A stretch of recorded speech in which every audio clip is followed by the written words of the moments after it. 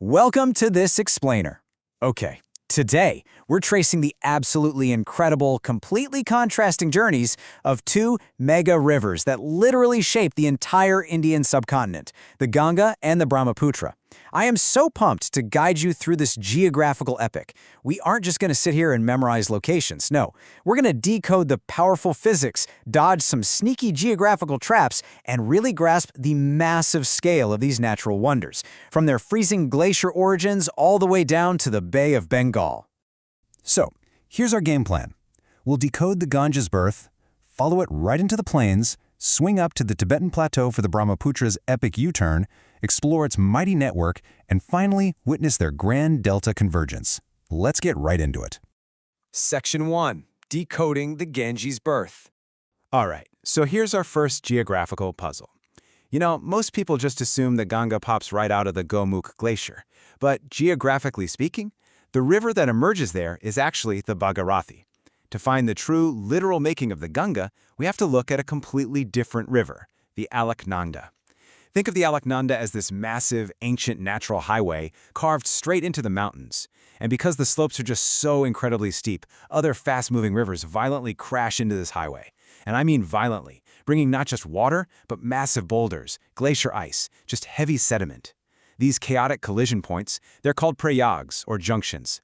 Along the Alaknanda's journey, there are 5 major ones, famously known as the Punch Prayag, culminating all the way down at Devprayag. Now, I know what you're thinking. Remembering the correct north to south sequence of these 5 prayags sounds like an absolute nightmare, right? Especially if you're sitting in an exam. But there's a brilliant visual mnemonic used by aspirants to perfectly lock in the order. It goes Vishnu ke Nand ke Kanme Rudra or Dev Bays. It kind of sounds like an ancient verse, but honestly, it's basically the ultimate geographical cheat code. Just look at how perfectly that mnemonic maps to the geographical reality. Vishnu gives us Vishnu Prayag where the Dali Ganga meets. Nand is Nand Prayag for the Mandakini River. Kan, well, that sounds like Kurna Prayag where the Pindar River joins up. Rudra is Rudra Prayag, meeting the Mandakini. And finally, Dev stands for Dev Prayag.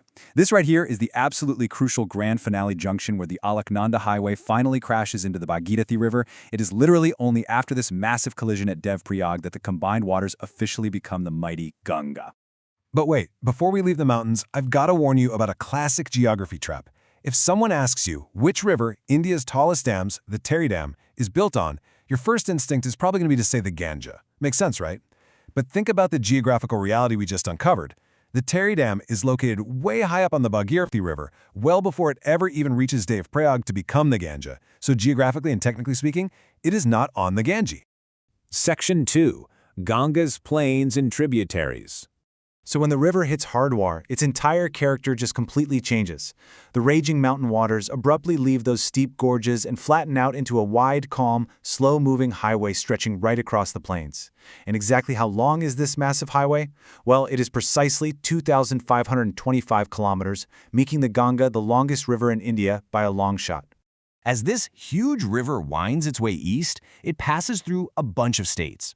It's pretty easy to remember Uttarakhand, Uttar Pradesh, Bihar, and West Bengal. But beware of the sneaky negative marking trap that catches literally everyone off guard, Jharkhand.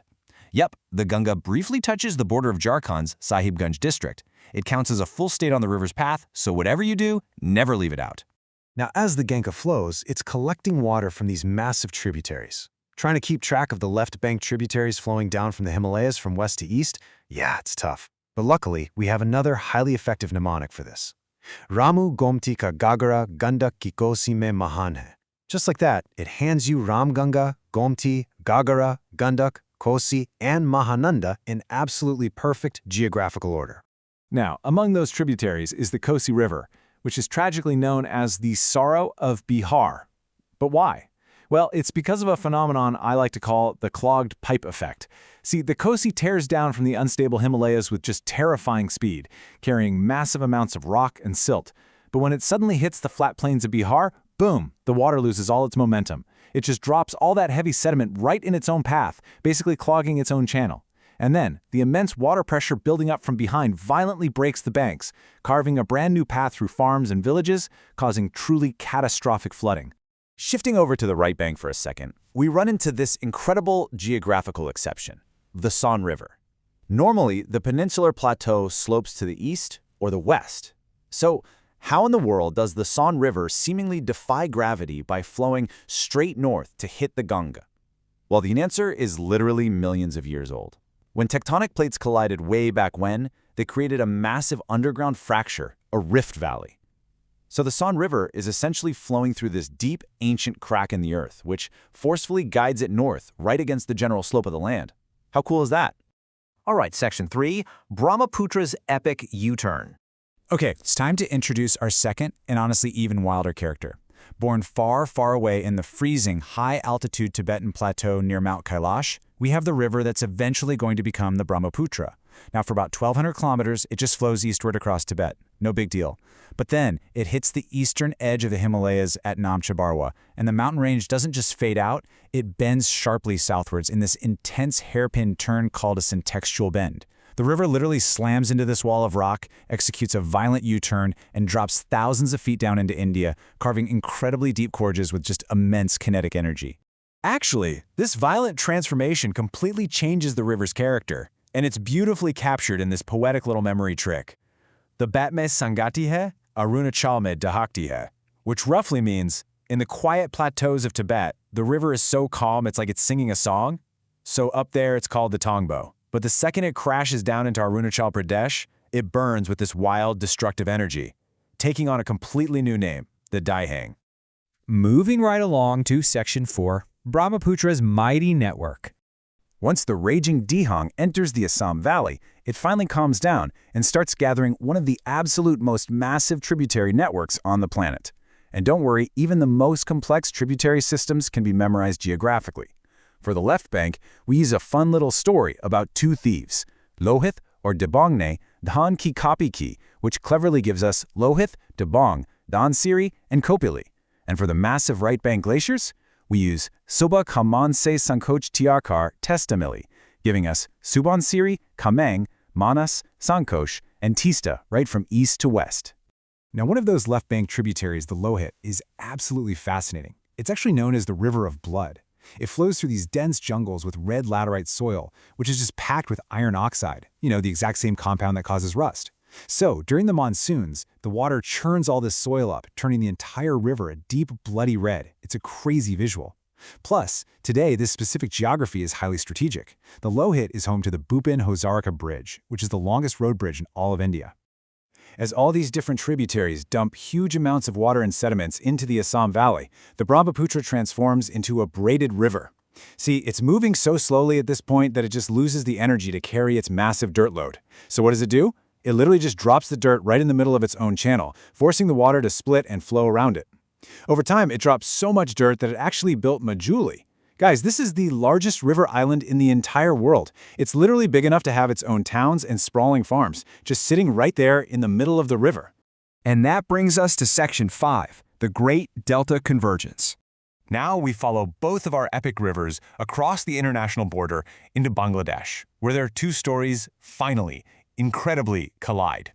As they cross that border, they actually shed their Indian names. The Ganga becomes the beautiful Padma, and the Brahmaputra becomes the Jamuna. That's with a J, so definitely don't confuse it with India's Yamuna. Finally, when these two colossal forces of nature merge together, their combined, just overwhelming flow takes on one final name, the Meghna. But wait, just before the Ganga crosses over that border, there's a massive piece of human engineering on the Indian side you need to know about, the Farakka Barrage. And the crucial point here is that this isn't just about stopping floods. No, the Farakka Barrage acts as this massive artificial flush. It forcefully diverts a huge volume of Ganga water south, straight into the Hooghly River. Why would we do that? Well, to literally flush out the heavy silt that is constantly threatening to choke up the historic Kolkata port. We have to ensure those massive cargo ships don't just run aground on the riverbed. It's a wild example of how human economics and natural river flows are just deeply, deeply intertwined. Ultimately, the mighty Meghna drops billions, literally billions of tons of Himalayan sediment into the Bay of Bengal, creating the Sundarbans. This right here is the world's largest river delta. It's this sprawling, incredibly vibrant maze of tidal waterways, super dense mangrove forests, known as Sundari trees, and of course, it's the secretive hunting grounds of the majestic Royal Bengal tiger. It is, without a doubt, a total ecological miracle that was born way up in the mountains. But this miracle is incredibly fragile. Take a look at the Ganga River dolphin, India's national aquatic animal. It's completely blind, relying entirely on echolocation to hunt. But more importantly, it is a strict bioindicator. That means it can only survive in absolutely pure, unpolluted fresh water. If it's there, the ecosystem is healthy. If it's not, well, that's the problem. So I want to leave you with this provocative thought. If we just keep building colossal infrastructure and polluting these waters to the point where this blind dolphin completely disappears, are the Ganga and Brahmaputra still the mighty life-giving rivers of our history? Or are they just slowly dying ecosystems? Really think about that the next time you look at a map. Thanks so much for joining me on this explainer.